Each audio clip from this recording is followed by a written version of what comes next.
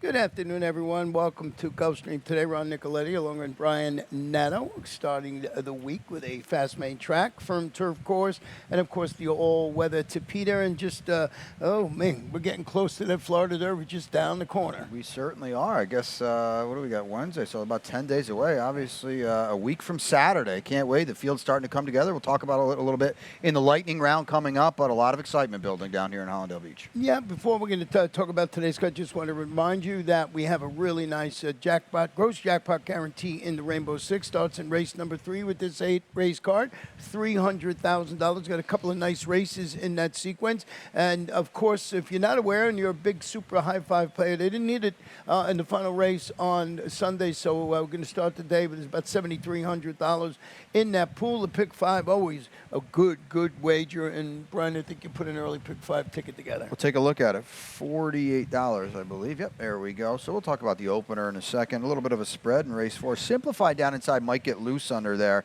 under the apprentice, Elsa Morrison. The single comes in race 3. Hard Spun Woman, my best bet of the day. We've got another spread in race 4. Tough race. Miss California right back off the claim, off a debut win for Pletcher, off the claim now for Jorge Delgado. We know that's a good move. And then we go 53 in the nightcap. Rum Swizzle on top for Jimmy Toner and Jose Ortiz. And $48 even. That is a good ticket there, and you get that one single in the mix. This first race, I went a little different way, at least as far as the board concerned. I don't know what you went. I went with the number 8, McConnell, and I'm going to tell you why. He's turning back slightly after dueling for lead weekend to finish 4th, when going that mile in the 16th on the Tapeta. But if you cruise through the field, and look, this gelding might have an easier time on or near the pace this afternoon. So for me, it was sort of a speed play. Bobby DeBona, you got the Embassy El Jaramillo, the Minister of Speed. I just thought maybe this horse, if it can get loose, can be dangerous in the spot. Well, I was kind of hoping my horse gets loose. You're missing the point, who chased a crazy, 44-2 half-mile sprinting, and now we stretch out, and Angel Arroyo is pretty sharp when it comes to judging early pace, and I've been impressed with his initiative in taking horses to the lead. So I don't think it's going to be very fast in here. Right. I do agree. I don't think you're going to have to duel for the lead or anything like that. I was hoping the 3 goes. Maybe we get a little bit of a price, too. It's a race where, you're allowed to look around a little bit. Well, the current 5-2 favorite is the number 5, and that's Poetic Code, who's stepping up to the 16 level again, hoping to sit in the catbird seat off the pace. So maybe they were waiting to reap the spoils of your horse, and McConnell get hooked up in the duel. Antonio Sano, strong finisher. Jose Ortiz named to ride. Yeah, I mean, so horse is fine, but 0 for 9 with 4 underneath finishes. So, not really breaking through yet after plenty of chances. So we'll see what happens. It is a big jock upgrade to Jose. There's no doubt about that. We got a couple trainer stats for Safi in here. He's got the 1 and he's got the 4. Both of them are 9-2 right now. And just some interesting stats, Ron, that we've talked about it a lot. Now, here's the second-time starters. This is gonna work for stolen money. Safi, 27 for 85, 32% with a giant 245 ROI. Second-time starters the past year. So that's the 1 stolen money, who didn't run an inch in his debut. Now we'll take a look at the 4. This is the first-time starter that we've talked about quite a bit, too. 10 for 88, 11%, $139. So obviously the move is second-time starters. Just kind of food for thought, as he's got a couple of them in here.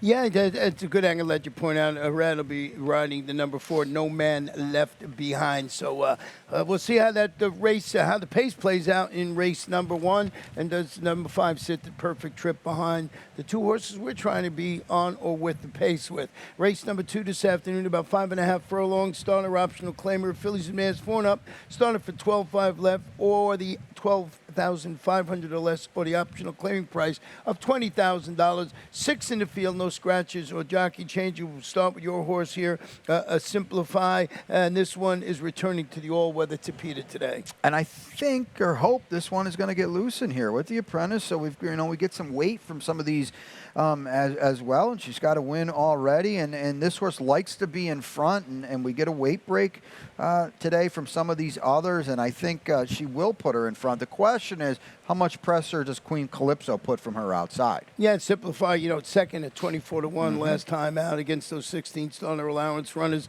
I did go with Queen Calypso, who's stretching out to the 5.5 furlongs after cruising through his conditions, going 5 furlongs on the Tapita. I like horses that just keep natural progression, keep moving forward.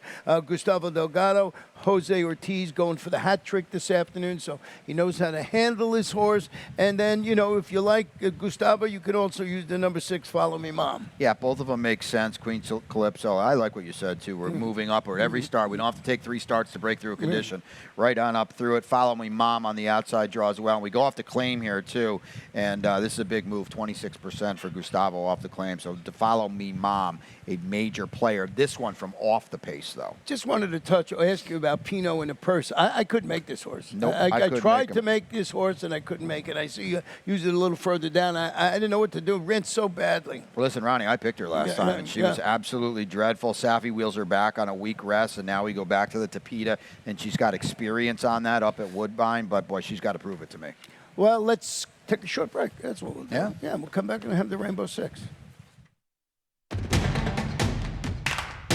And they're off. Second in the 2-path. Ground on first inside. Race.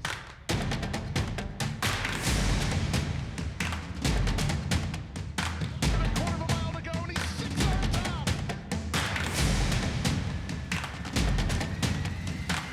Last of the 12 as they roll into the backstretch.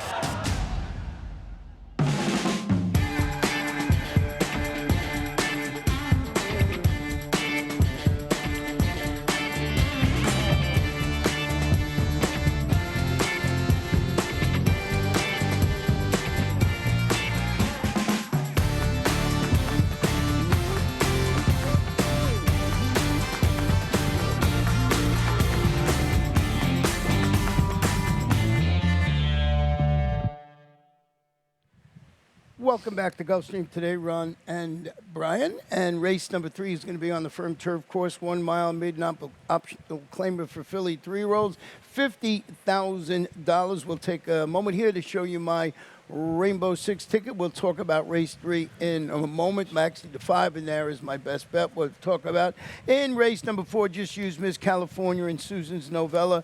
Got some coverage in race number 5 with Missy Greer, I'm Baffled, and Friendship Road. In race number 6 today, 3 deep once again with Exchange Day, Marissa's Mission, and Astro Turf. That's one. It's a pretty wide open race. I don't know what to do with Swarmy. Ran okay, had some trouble at the start, but I also used our fantasy in race 7. And I closed it out, got a little bit of a long shot today, and that's the number 11 Temperament, the New York bred daughter of Practical Joke, who debuts on the turf. I think that might be the key for that horse's success. Getting back to race number 3. Brian, my best bet today was the number 5 horse in here, and that's Z First, who breaks from an improved post. Well, let's go back and show you. Well, first, I'm going to show you the start. And it's not that there's trouble, but I'm going to show you this horse has to get, she has to get used to get position in here, and that's the number 11 horse here. As I said, today breaks from post 5.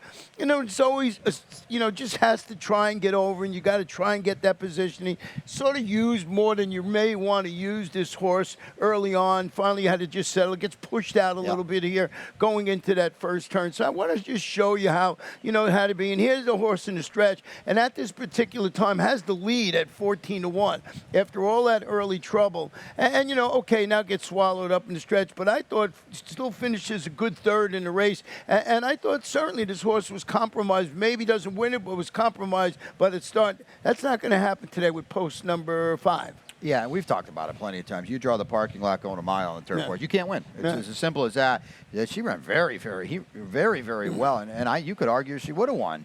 So much better post today, and I don't think she'll be on the lead with Kelsey Schott in there, the 3, but that might be fine too because she'll be just off of her. Yeah, I didn't think she would go to the lead. No. I just think she's going to get much better positioning. Yeah. You did go with the number 4 Heartspun Woman, who's dropping to the 50 level today after failing to recapture that turf ability that she displayed at Keeneland when she finished. I thought an uninspired 5th here versus maiden special weight runners on the turf. Yeah, it wasn't a good effort. This is my best bet of the day, actually. So we've got dueling best bets of the day in here. I thought she was very pace compromised last time, though. Beside herself, ran off that day for Pletcher, and she was good doing it. Now we just take the biggest drop in all of racing. I think there's going to be more speed in here, too, because Kelsey shot from the inside. Wesley Ward's got a firster with the Minister of Speed, Jaramillo, aboard. So there could be some potential hitting in here. I think you got a stat on this. Yeah, thing? let's take a look at the stat for Maker, too. Thank you. It's not, seismic by any stretch, but it's 24%. And, the ROA is not big, but maiden special weight to maiden claimer turf routes the past 5 years. To me, if you're talking about making a win bet, that's one thing. But the ROI, to me, isn't that important as the percentage is, especially, I'm a horizontal player. I don't really worry about ROI in the horizontal exotics. You give me that win percentage at 24, that's pretty solid. And, you mentioned him. We both used somewhere. I actually used in second, third, and that's Kelsey Shot. It really showed promise racing around 2 turns on the grass here last summer. Returns for Kelsey Dana. Lasix, Red Ortiz jumps aboard here, coming off the bench. But this horse showed some ability last time out, and I think it's going to be part of the pace today. Dangerous, Ronnie. If they let her get away early, they might not see her again, because I don't think your horse is fast enough to be on the lead, and that's fine. The question is, what does Proton Pack, the Ward firster, do? Because, right, if Kelsey's Shot gets loose, it's tough to run down horses going a mile. Well, let's go to race number 4 this afternoon. This one's going to be about 1.70 miles on the Peter. These are claiming filly 3-year-olds, 35 down to $25,000. I think only 3 scratches on the card. Yeah. 2 of them in this race with the number 2 and the number 9 Atari, which is not the game according to Brian. I still think it's the game. And the number 2, Frescia di Argenta. And let's see your ticket. Yeah, let's take a look at it. I didn't have either of them actually on my ticket. 4 deep here, and I was willing to let the Atari joke go, but you're going to go right back at it. 53 in race 5. I talked about that. Rum Swizzle. It's an exciting race, too, by the way. We've got a $1 million Medaglia d'Oro filly in there. In race 6, it's 3-2-8 is the order. Timmy M. I don't know if you know Timmy M, but he's my long shot of the day. The single, Smarmy, I'm coming back to her. I don't trust her. She's got to run better. She's got to break better, that's for sure, too. And then in race 8, our get-out leg, 6-10-7. I lost my second pick in there. Cocoa Icing was that other scratch on the day that you alluded to. Yeah, I had that horse also, but on the top, I always had Temperamental trying to get a bit of a price. Getting back to this race, I should say, Miss California goes to the Jorge Delgado barn after the claim. We're going to go back. First, we're going to show you the start, and this day she is the number 9, and you just watch the start here, and it's going to be very easy to see. There she goes. She just broke a little slow in the race. Just wanted to show actually back to last just about. So a slow start here, but watch the stretch run. Now, there's after the slow start. This is while it was in the Todd Pletcher barn. Now going to Jorge's barn, but just watch this in the stretch here. She got one little thing with the Fisteris just to wake her up a little bit, and then she just cruises to victory. So I just thought it was a really nice performance. Had an excuse at the start, but it was 25 maiden, so don't get me wrong. The barn, 34% with new claims. Junior Alvarado atop this daughter of California Chrome. Basically, I was impressed with the performance. Well, I thought, you said she had an excuse, meaning she had an excuse to call it a day if she didn't feel like doing any running, and that's not the case. And don't overlook the fact it is very difficult to win at 2 turns on debut. And, you said it, too. She was a $25,000 maiden claimer. She's not some kind of graded stakes horse here. So to do that and to do it well and win like she did was very, very impressive. I'm right on her, too. And then you mentioned, and obviously it's tough to improve with arguably the greatest trainer of all time, but I'm just wondering if Jorge got this one at the right time. Now we're moving up. He's 34%. He catches her at the right time with plenty of upside in here. Now the horse used in second, number 4, True Blue Pearl, is debuting locally for Jerry O'Dwyer. After following, they put this horse right in maiden special weight at Presque Isles, went back, she finishes 7th in the Presque Isle debutante, hasn't been seen since then, gets Lasix. Looks like they thought this horse had a touch of class. Yeah, the 15-to-1's long gone with all the scratches, the 2 big scratches in here. But, Jerry does a really good job. Jerry's long overdue for a win, and this horse ran a 9 on debut, winning at Presque Isle. And I know Jerry wasn't the trainer then, but the fact she won off work says, you know what, she can play in here too. We get Lasix as well. Let's hope Jerry's coming back in here for a win. The number 8 horse, and you have some interest in here, and that's Susan's Novella, who's wheeling back after rallying to finish. I thought a solid third at this level and distance for Steve Coseras, Javier Castellano at the controls. So I think Miss California might be the one you got to look at, but I thought Susan's Novella, certainly on my estimation, could be part of the try, the super, the exacta, or whatever.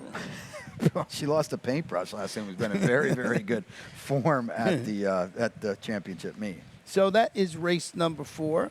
Let's go to race number 5, and Brian sort of alluded that this is a pretty darn good race here. Why? Because we got a 1 mile maiden special weight fillies, and we got some beautifully bred horses in this race. Brian, you want to start it off with the number 5, Rum Swizzle? Well, I thought it was interesting. She breaks from the parking lot in the 9-hole on debut going 6, and she's a gun runner out of a Smart Strike mare, so that's not really supposed to be her thing. And she was 5-1 that day. I thought that was very interesting. Jimmy Toner's not a guy that's going to crank him up early, and quite frankly, he's not a guy that has made has had a heck of a career training dirt horses. So I thought it was significant that she was 5-1 on debut and didn't do a lot of running, and the top 4 were kind of all in front that day and never came back. She passed a couple. Jose Ortiz rode that day. He says, you know what, I'll ride right back. This was the aerobatic race. Sadie Bear was good, okay, the other day, running second to a nice-looking winner. Rum Swizzle, I'm going to come back to her today, Ronnie, and hopefully she delivers. Yeah, good, nice little price in there. What is she? 9-2, I believe Yeah. it is. I went with number 3 horse, Missy Greer. It's a half-sister to Grade 1 Stakes place, Gronkowski, and should have the proverbial screws tightened today after returning from the layoff. Goes up, sets the pace, finishes third. That was going that day. It was a raining, muddy main track. Danny Gargan, second-time blinkers, leading jock Luis Saez. I think this is a major player in I here. agree. Let's take a look at a stat here too, for Danny, who does such a good job. And then look at this one here: 17 for 57, 30% with a 236 ROI. Second off the 45 to a $180 day layoff. Dirt routes the past 5 years. That's pretty good. Yeah, you knew it would be, too, when you look at it. Hey, and as Brian mentioned before, there is a $1 million horse in here, and it's the 6 I'm Baffled, a $1 million daughter of Medalla d'Oro, and a half-sister to Florida Derby winner Constitution, debuting for Ralph Nix with Lasix and Tyler Gaffleone named to ride. And, boy, Ralph has had some success with Whisper Hill Farm at this meet. Absolutely. Whisper Hill's just having a really, really strong meet. And Ralph has had himself a great championship meet as well. I just wonder, it's tough to debut at a mile, Ron, and it's, it's March of the 3-year-old season. Just maybe she needs one. That's all. The works don't really jump off the page. That last drill was pretty sharp, I will say that. Ralph's a solid enough 14% on debut. He's 0 for 7 debuting at a mile or more, and that kind of goes to my point where it's easier said than done to do that. Yeah, I would tend to agree with you more, except of the meet that he's having. Yeah. His horses have run exceptionally well. I did not put the horse on top, And so I'm I'm just saying, I will say this, too. If this horse can run, the rest of these are in trouble because the horses we've seen in the afternoon in this race haven't been any great shakes. Let's just be honest. One other horse I wanted to touch on is Friendship Road. The number 8 is returning to the main track. Ain't going to wear blinkers today after getting bumped at the start and failing really to get on track against Special Weight Company going a mile in the 16th on the turf. Shug McGay, this is the stat that sort of jumped off of me. He's productive, 5 for 12, 42% with turf to dirt move. Arad Ortiz named to ride. Here's a horse that I just wouldn't sleep on in this particular spot with those stats there. And Shug, of course, is in the Hall of Fame for those exact reasons. He's a tough guy to find at a price, and you might get it here. You might get it here, yep, definitely. It's you might get a little bit of a price. I don't know how much.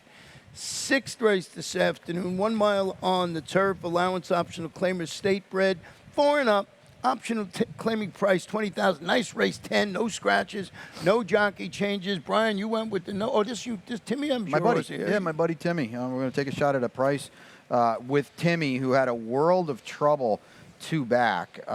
He was just basically behind a wall the entire way. Never really got a chance to stretch out. He did get a good flow that day, I readily admit that, but he never really got a chance to stretch out. Gustavo claims him and then runs him on the Tapeta last time. He was just kind of like a middling 6 last time. Now he's going to run on the turf for the first time with this barn, and he didn't have a fair shake of it. I think he, quite frankly, might have won last time. This is a huge barn. We've talked about how good he is off the claim, and he's going to wheel him right back on the turf. And the rest of these turf horses, they're running their 8s and their 10s on the thoroughgraphs. They're low 70 buyers. Now we're with Gustavo. I think he can move this horse up. Here he is at a price. Yeah, 12-1, solid price. MCL Jaramillo. I did go with the number 4 Exchange A. He's turning back to the mile, set that pressured pace, and got nailed late when finishing 4th, beaten 3/4 of a length by this familiar competition. They knocked heads with each other. That was going a mile in the 16th on the grass. Eddie Plisa Jr., Julian Leperoux rationing his speed. We sound like broken records up here. When you get Julian, if you could nurse it along on the front end. And you know what?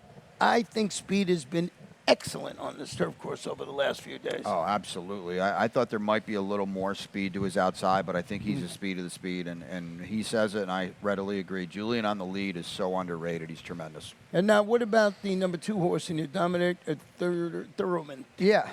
Dominate the moment. Oh, that's right. I can't see it. I don't have my glasses on. So. Well, you're getting that taken care of, though, right? Yeah, I'm getting there. Next week we'll talk about that. I'll come back with He'll be on the lightning round. Yeah. He's inside. He's tactical, and I think he can get first run. So an IRAD says, you know what, I'll jump aboard off a layoff here, too, and I think that's significant. The number 7, Marissa's Mission, is renewing the rivalry with aforementioned Exchange Day after stalking the pace, finishing 3rd. She was actually a nose in front of her last time out before Marty Drexel. He's got Louis Sayers named to handle the rematch. So you could see where I was going. I was enamored with that race in there last time out. Then you got, AstroTurf and the eventual winner of that race, Drill-O-Matic, who I think is like 15-1 on the morning line.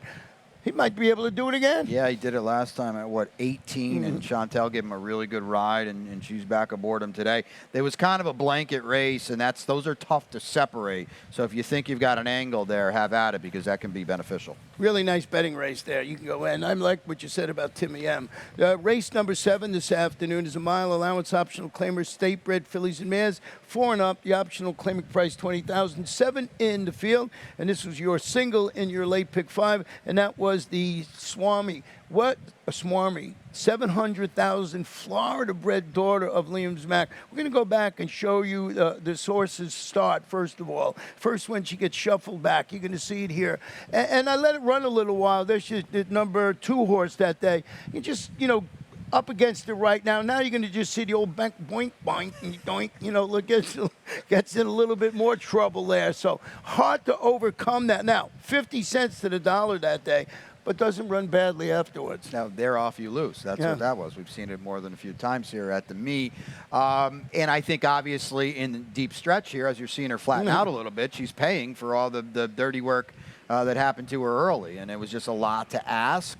She's no superstar, but she's better than this group with a fair run, and I think, hopefully, knock on wood, she gets it today, and I think, she'll prove herself. With that being said, you're going to have to take another very short price on her if you don't believe. Yeah, Phil Bauer, the trainer, he's about 20% thereabouts with horses stretching out in distance, and leading rider Louis Saez in the saddle. So I think with a clean break this afternoon, this horse is a major player. Of course, like Brian said, you're going to have to take a short price. What about the number 5 horse in there that we both have in second, our fantasy, stretching out to what is clearly her best distance? 12 races, 5 wins, 3 seconds, 2/3 after failing to mount that rally when trying this level of competition, going 7 furlongs last time out. Safi, Tyler, I think the stretch out is tailor-made for this horse today. Yeah, without a doubt. The 7's probably a little sharp for her. And the other thing, too, here, Ronnie, she's in with friends today. She's in with Florida-bred. You look through her past performances, she's never been in a race like this. It's either been stakes company or open company. So she's going to get to play with her friends today. 7 for 13 in the exacta here on the main track. Yes, Marmy must have looked fantastic. I mean, $700,000 for a Florida-bred, but these Liam Maps are just beautiful. Then you got Battle Cry, a winner at this level and distant 2 starts back. So check, this horse has already done this. Distant second behind a much the best winner that day called Beth's Dream last time out. I think figures to be there. Yeah, oh, I agree. I mean, she's in the mix. She's close. You know, she ran a 74 last time and lost by almost 9 lengths. So how fast was that race for the level? Let's go to race number 8 this afternoon, about 7.5 furlongs on the turf. Maiden claiming, fillies and mares, 3-year-olds and up. And we did have that, we'll call this a pretty major scratch of the morning line favorite in here. And, you know, with the cool icing. So I did go with the number 11 horse, Temperamental, who's, as I mentioned earlier when I was talking about my Rainbow Six, you know, New York bred daughter of Practical Jokes, going to debut on the turf.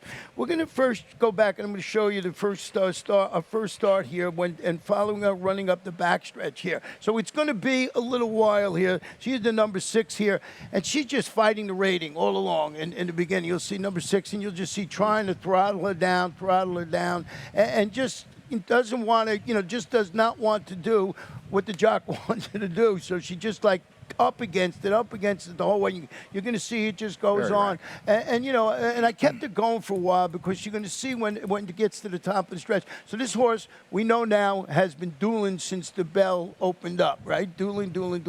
And then we're going to switch to the top of the stretch and just show you what happens after you do this early on. You're going to see that she gets bopped around a little bit and then just fades. So we'll see how it is up here. I don't know where we're going to cut to that, but here you go. So there's the number 6 in between, and you're going to see right now, you know, she's tired. There's no doubt about it. But now, just a little bop of the boop, and then backs up, day's over. So I thought maybe with the, you know, this horse up against it last time out, maybe able to steal it for Jeremiah Englehart. Leading jock Louis Sias handler could be, I think, could be the sophomore's preferred surface this time, you know, going to the turf. Yeah, without a doubt. And, you know, I've said it many times. Jeremiah has brought down a select group here this winter, and the horses are here to run on the turf and run on the Tapeta. Obviously, they don't have that yet up in New York, and the horses are running very, very well. And you were right. This one just didn't get a clean shake of it last time. And Jeremiah, if you're not familiar with the job he does up in New York, very high percentage trainer. I don't know if you scratched into the 6 Chica Boom or you had the 5 on top. No, the 6 was okay. The 5 was in second, so we'll go with Chica Boom on top. The blinkers come off. IRAD comes on. You look at the maiden special weights, there's a lot to like here. I thought ran very, very well getting back to the turf last time. And the thing I like, and you talked about it earlier, you better be close on this turf course, and she's got that. Yeah, and you know, the number 10, Syphilish, is hoping to get away. Sort of broke slowly last time out when finishing third. That was behind Coco Icing, who I thought had a big shot in here today. Last time out, George Weaver, MCL Jaramillo, you know, in the saddle today. I think this horse is going to be in that first flight. Yeah, and George Weaver does a very, very good job. He might be 6% in turf sprints. This is no turf sprint, okay? We're 2 turns, 7.5 on the turf. Please disregard that stat if you see it there. DRF, get your act together. Yeah, I don't know how they haven't fixed that yet. We'll find out. We'll call them right off when we get off the air. We're not done. Oh, no. We got a lot more to tell you about. You're still stuck with us. You're still stuck with us. That's a good way of putting it. The lightning round here. What do we start with? We got the course, you know, Wednesday. Well, let's look over the jockey and trainer standing. Status quo. Not a lot going on. Yeah, Louis still up there, 114. A lot of these guys will be away for the weekend up there in Dubai, I don't know, up wherever it is, west, north, south. Whatever. Yeah, whatever. You know, Paco on a little bit of a vacation, so the logical guys are up there. Yeah, I think we're, well, you know, the podium spot for third is still up for grabs between Irad and Jose, and that could get exciting, but it's getting late. Yeah. I like the way Jose's been riding. I absolutely think he's been riding fantastic there. And what, we got trainers next? Trainers next, and I think, you know, it's not over, obviously, but Safi's in the right spot. Todd has just had a prolific meet. And then here's Antonio. There's a good battle for the podium here. Antonio, Jose, and Mark Cassidy. Jose's everywhere. Yeah, he's third, fourth, and fifth if you go by the numbers right there. So, yeah, that's been great. I mean, Safi, you know, just has tons of horses, but Todd, money-wise, is probably $4 or $5 million. Yeah. But, you know, we got Florida Derby week coming out, and Todd's always got a lot of bullets in the belt. We'll talk about that in a second, but it's Dubai World Cup weekend as well, and a couple of our superstars are going to be front and center over there, none more so than Life is Good for Todd Pletcher, who somehow has never won the Dubai World Cup. That's amazing, but he's got a good shot. Who's that? Is that Life is Good? Life is Good. Yeah, Life is Good. This horse was so impressive in the Pegasus. I couldn't even believe it. He just went. You joke you always make. You're off, you lose. That was exactly what happened. You win, I should say. And there. And what is this here? This is Colonel Liam. Of course, one of our favorite horses here was just as good as you can be. Absolutely. Off the layoff here, doubling up in the Pegasus World Cup turf. And Life is Good's going to try to get 12 furlongs. Nothing has stood in his way. 10 furlongs, excuse me. Nothing has stood in his way yet, from 7 to 8 to 9 in the Pegasus. Try to get 10 over there in Dubai. As you mentioned, just, 9 days or something to Yeah. the Florida Derby, so everybody getting in their final works or thereabouts. They're coming up. Here's Simplification, of course, the Fountain of Youth winner, who just really, really impressed again. And now this is 319 right here at Gulfstream Park for the Florida Derby. And, Ronnie, I just think in hindsight, maybe blowing the brake in the Holy Bull was the best thing that ever happened to this horse, because now Antonio and the crew know, you know what, we don't need the lead. We can do anything we want. Yeah, I mean, it looks good here, and if I remember correctly, Mike Welch gave this horse a B+. I'm not positive about that, so we thought it was a good work, and that is Simplification. And Jose raved about it too. So he said, it wasn't the fastest work he's ever put in, but the way he did it was really, really impressive. Yeah, because they could rate him, as you can Yeah. see there. That's what they wanted to do, so he doesn't have to just be speed horse and go. What else we got? Well, we got White Abarrio, Oh. who's kind of, for Safi, we mentioned him, he's kind of the forgotten horse way back in the Holy Bull when he beat Simplification. And the plan all along was to skip the Fountain of Youth, and here he comes ready to roll here in the Florida Derby. So it's going to be exciting to see if he can kind of get back to that race. Yeah, it looked very good there. You could see the distance and the time, so a good performance. Everybody coming into the race in just a little while, April 2nd. So I know we're going to be here. We're going to be here, and we hope you are too. So get your tickets. They're going fast right there. General admission, obviously, is free, but you need to RSVP, and then go to the website if you want actual tickets. Can't wait. What a phenomenal card we're going to put on here on the 2nd. We'll be back here throughout the afternoon, and a little later on, we're going to be joined by the one and only Ashley Mayu. So she'll be with us this afternoon. So try to give you some winning tickets today, maybe. Hopefully. Good luck.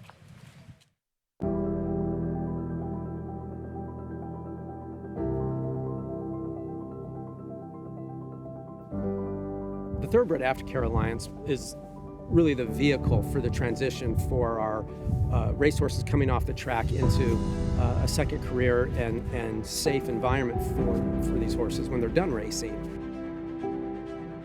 I've been passionate about racehorses my whole life, animals in general, and without the TAA to provide that oversight, there would be a big void in terms of making sure that we have this ongoing safe environment for our off-the-track racehorses.